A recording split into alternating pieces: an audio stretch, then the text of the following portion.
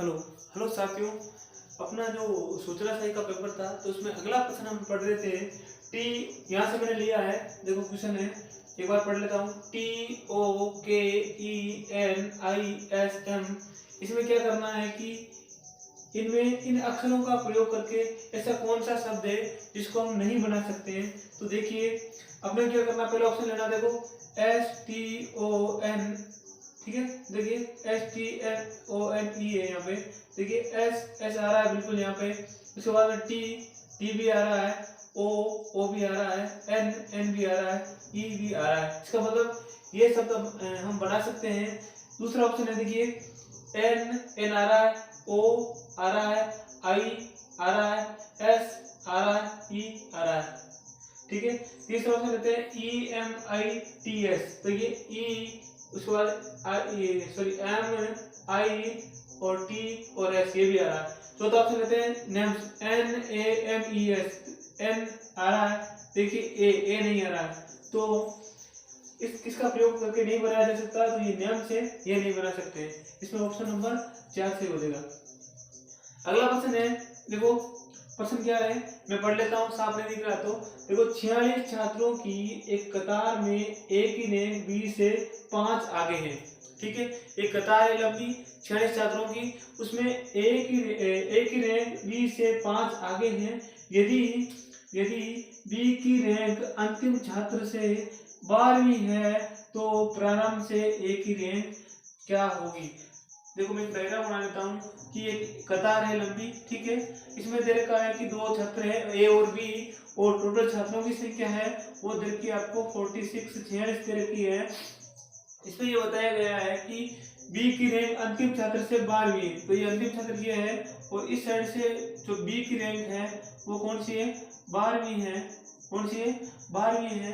अब कह रहा है कि ए की रैंक बी से 5 आगे, यानी कि ए की रैंक बी से 5 आगे आगे साइड है, तो आप कितने आगे, 5 आगे, तो 12 और 5 कितनी होगी, ए की रैंक है 17वीं, कितनी है, 17वीं।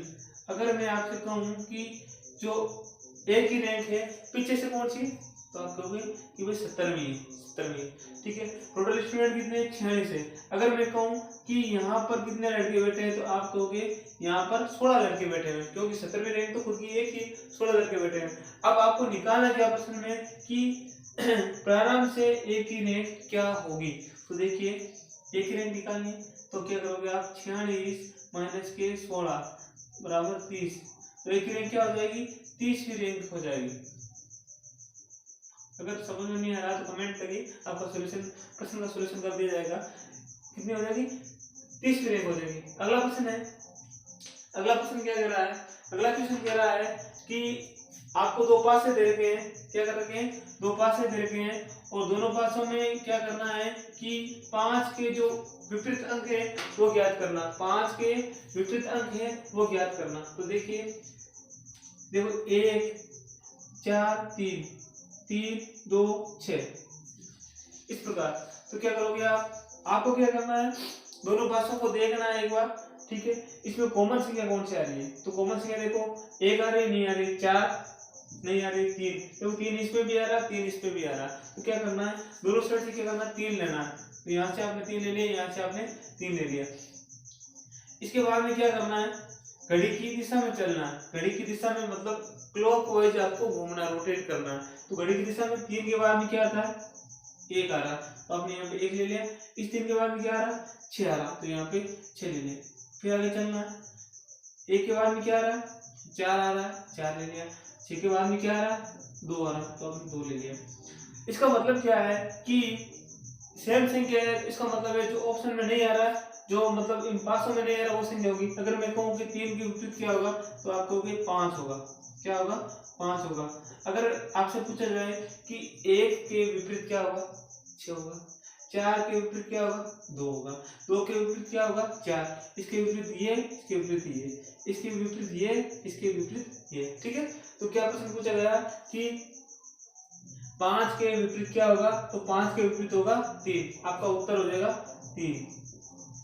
अगला प्रश्न है, अगला प्रश्न क्या कह रहा है कि एक वृद्ध की ओर इशारा करते हुए विजय ने कहा, एक वृद्ध की ओर इशारा करते हुए विजय ने कहा, क्या कहा विजय ने कहा कि उसका पुत्र मेरे पुत्र का चाचा है, कि जो वृद्ध का पुत्र है, वृद्ध व्यक्ति का पुत्र है वो मेरे पुत्र का चाचा है। तो जो वृद्ध व्यक्ति है वो विजय के क्या लगेगा, ये आपको प्रश्न में बताना है। ये सवाल आप निकाल सकते हैं आसानी से। कैसे करोगे कि भाई देखिए एक वृद्ध व्यक्ति है, ये लिख दिया आपने, यहाँ पे मैं दो गोले बता देता हूँ। यह वृद्ध व्यक्ति है और ये है आपका विजय, ठीक है। इस तरह कर रहा है, ऐसा बता रहा है, क्या कह रहा है कि विजय ने कहा उसका पुत्र मेरे पुत्र का चाचा है, वृद्ध व्यक्ति का पुत्र है, ये आपने मान लिया पुत्र है, और इसके पुत्र का क्या लगेगा, चाचा लगेगा। भाई चाचा लगेगा, इसका मतलब क्या है कि ये चाचा है इसके पुत्र का, तो ये दोनों क्या है आपस में भाई भाई है, ये क्या आपस में भाई भाई है। जब भाई भाई है तो वृद्ध व्यक्ति क्या लगेगा, इसका पिता है, इसका मतलब इसका भी क्या होगा, पिता लगेगा, क्या लगेगा, पिता। आपका ऑप्शन नंबर से हो जाएगा 4, ऑप्शन नंबर 4 से हो जाएगा, पिता लग जाएगा। अगला प्रश्न है, अगला प्रश्न देखिए आप, कथन और निष्कर्ष से संबंधित है, न्याय परीक्षण से। देखिए सभी कल में किताबें हैं और सभी किताबें पेंसिल हैं, ठीक है। ये दे रखा आपको कथन, ये क्या दे रखा आपको, कथन दे रखा है, और निष्कर्ष दे रखा है सभी कलम किताबें हैं और कुछ किताबें कलम है। आपको निकालना क्या है, उसमें उत्तर दे रखे हैं, उत्तर में क्या दे रखा है, केवल निष्कर्ष 1 निकलता है, केवल निष्कर्ष 2 निकलता है, निष्कर्ष 1 व 2 दोनों निकलते हैं, नहीं तो निष्कर्ष 1 निकलता है और नहीं ही निष्कर्ष 2 निकलता है। दोस्तों इसमें क्या होता है कि प्रश्न आते हैं ना, अगर मान लो 2-3 क्वेश्चन आ जाएं तो अगर आपको न्याय परीक्षण से संबंधित जो भी प्रश्न आते हैं तो सही कर सकते हो आसानी से। अगर आपको नहीं आ रहे हैं तो फिर प्रॉब्लम होती है। देखिए सॉल्व करने की कोशिश करते हैं कि देखो सभी कलम में किताबें हैं। मैं एक डायग्राम बनाता हूँ, ये क्या है, कलम मान ली मैंने, सभी कलम किताबें मान ली, सभी कलम किताबें हैं, ये बना दी किताबें। आपको समझ में आ रहा होगा, सभी किताबें पेंसिल है, सभी किताबें मान ली मैंने, ये यहाँ पर किताबें हैं, सभी किताबें पेंसिल है। ये डायग्राम हो सकता है, बिल्कुल हो सकता है। अगर आपको कि ये भी हो सकता है, कैसा, ये कलम मान ली मैंने, ये किताब मान ली, कुछ भी हो सकता है, और ये पेंसिल मान ली। संभावना है, जितनी भी संभावना है डायग्राम बना सकते हैं। कलम किताबें, सभी कलम किताबें, सभी किताबें सॉरी यहाँ पर पेंसिल लेना, सभी कलम किताबें, सभी कलम किताबें सॉरी सभी कलम पेंसिल है, यहाँ पर ना कथन गलत लिख दिया मैंने, सभी कलम पेंसिल है और सभी किताबें पेंसिल है, सभी कलम पेंसिल है, सभी किताब पेंसिल है, ये दे रखा आपको। अगर मान लो ऐसे प्रश्न आते तो क्या करना है आपको, जो निष्कर्ष 100% निकल रहा है, सही सत्य है, उसी को मानना है, जो संभावना है उसको सत्य नहीं मानना। अब देखो क्या दे रखा है, कथन के अनुसार सभी कलम किताबें, सभी कलम किताबें, सभी किताबें पेंसिल है, सभी किताबें पेंसिल है। अब क्या है निष्कर्ष, सभी कलम किताबें, सभी कलम किताबें, क्या आपको कलम को किताबों को भी कुछ रिलेशन बता रखा पसंद है, इसमें कुछ नहीं बता रखा। अगर आप ये डायग्राम बनाए तो कुछ हो सकती है, कुछ हो सकती है, तो इसका मतलब है आप 100% श्योर नहीं हो, तो इसका मतलब ये निष्कर्ष निकलेगा नहीं निकलेगा, ठीक है। कुछ किताबें कलम है, कुछ किताबें कलम हो सकती है कि इस डायग्राम को देखोगे, बिल्कुल नहीं होगी। अगर इस डायग्राम को देख के हो सकती है तो संभावना है, एक को देख रहे हो रही है, एक को देख रहे नहीं हो रही, जहाँ पर संभावना होती है इसका मतलब निष्कर्ष 100% नहीं निकलता है, इसका मतलब नहीं है। तो इसका उत्तर क्या हो जाएगा, नहीं तो निष्कर्ष 1 निकलता है और नहीं निष्कर्ष 2 निकलता है, ठीक है। अगला प्रश्न लेते हैं।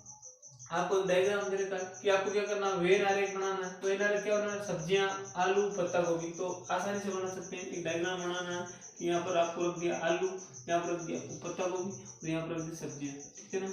ये इस प्रकार का ऑप्शन जो होगा उसे हो जाएगा, यहाँ रख दिया आलू, यहाँ रख दी पत्ता गोभी, ठीक है। पत्ता गोभी हो, फूल गोभी हो, मटर हो, टमाटर को फर्क नहीं पड़ता, सब्जियों में आती है। अगला क्वेश्चन ले रहे हैं।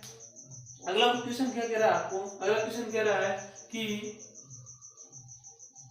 आयत को वृत्त कहा जाए, यदि आयत को वृत्त कहा जाए, यदि आयत को वृत्त कहा जाए और वृत्त को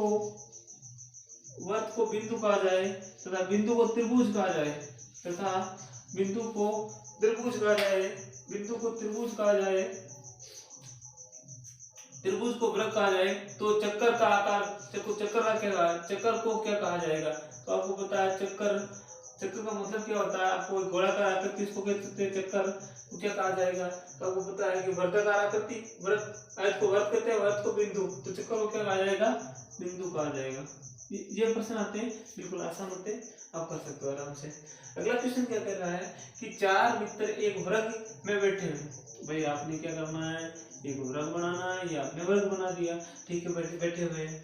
बी के दाहिने, आपने कोने में बी को बना दिया, बी के दाहिने यानी कि राइट हैंड साइड को सी को बिठा दिया, तथा बी के बाएं, बी के लेफ्ट हैंड साइड ये बी है, इसको ए को बिठा दिया। चार मित्र मान लो कि ए बी सी डी है, ए बी सी डी है। अब क्या कह रहा है प्रश्न, इजी सवाल था। एक सी के दाएं कौन होगा? सी के दाएं, भाई सी ये बैठा है, सी के दाएं कौन बैठा है? डी। आपका उत्तर क्या हो जाएगा? डी हो जाएगा। इसी सवाल कर सकते हो। अगला क्वेश्चन क्या कह रहा है? अगला क्वेश्चन कह रहा है कि आपको एक आकृति दे रखी है, क्या कर रखी है? एक आकृति दे रखी है, आकृति में आपको बना देता हूँ। इस प्रकार एक आकृति दे रखी है,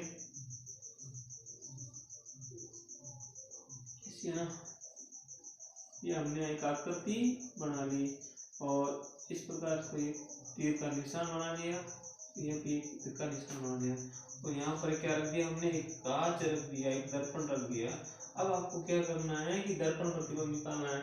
अब आपको पता है कि दो चीजें ध्यान रखनी है। अगर आपको दर्पण प्रतिबिंब पूछा जाए तो इसका मतलब है उसका लेफ्ट और राइट चेंज होगा, यानी कि दायां और बायां चेंज होगा। अगर आपको जल प्रतिबिंब निकालना है तो उसका अप और डाउन चेंज होगा, ऊपर और नीचे का शेयर चेंज होगा। तो आपको करना क्या है कि इस प्रकार एक आकृति यहाँ पर भी 100 करनी है, ठीक है, लेफ्ट एंड राइट चेंज होगा। इसका मतलब क्या है कि जो यहाँ इस साइड था वो आ जाएगा इस साइड, ठीक है, और इस प्रकार ये आकृति बन जाएगी, ठीक है। अगर आप इसको इमेजिन करेंगे तो इस प्रकार आकृति बन जाएगी। अब देखो तीर का निशान किस साइड है? इस साइड है, तो ये बड़े वाले साइज की हमने यहाँ कर दिया, उसके बाद में ये बना दिया, तो ये आकृति आएगी। इस सवाल कर सकते हो।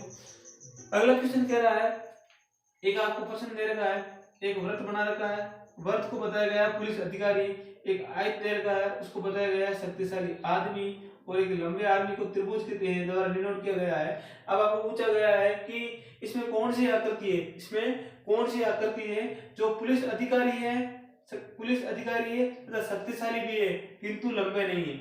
इसमें कौन सी आकृति है जो पुलिस अधिकारी भी है, शक्तिशाली भी है किंतु लंबे नहीं है? तो इसका मतलब है इन दोनों में एक वृत्त और आयत में कॉमन होना चाहिए, जबकि त्रिभुज नहीं आना चाहिए। इसका मतलब ये क्या होगी? संख्या नंबर 2 हो जाएगी। दोस्तों, आपको ये वीडियो क्लास कैसी लगी? अगर अच्छी लगी है तो वीडियो को ज्यादा से ज्यादा शेयर करना है, लाइक करना है, चैनल को सब्सक्राइब करना है, ठीक है। धन्यवाद।